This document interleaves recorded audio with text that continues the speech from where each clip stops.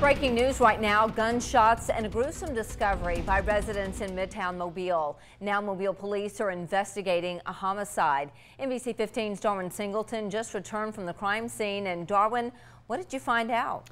Well, Kelly, detectives are still gathering evidence at the corner of Ann Street and Old Shell, and that is where the body of an unidentified man was discovered in the lobby of a small apartment building just inside the ground floor foyer by a man who was on his way to work this morning. Now, at first glance, it doesn't appear that the shooting took place in that foyer, but maybe somewhere outside close by. And several hours earlier, too, we saw crime scene investigators using metal detectors looking for bullet casings in grass surrounding that building and in grass around several homes and a complex called the Oak Apartments that backs up to the building where the body was found.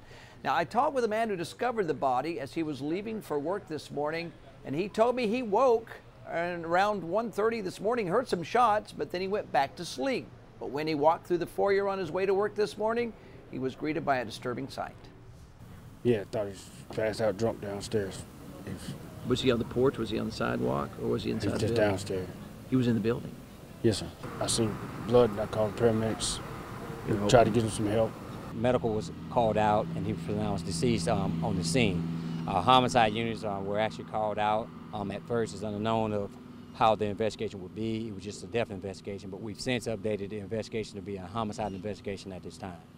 Once again, that gentleman said he thought he had discovered someone who just passed out drunk, but in fact was in a pool of blood and was dead. We're waiting for police to make a positive identification of the body, and tonight on NBC 15 News, we will tell you why locals and police are casting a suspicious eye at a nearby apartment complex that has seen its share of trouble and police. In the newsroom, Darwin Singleton, NBC 15.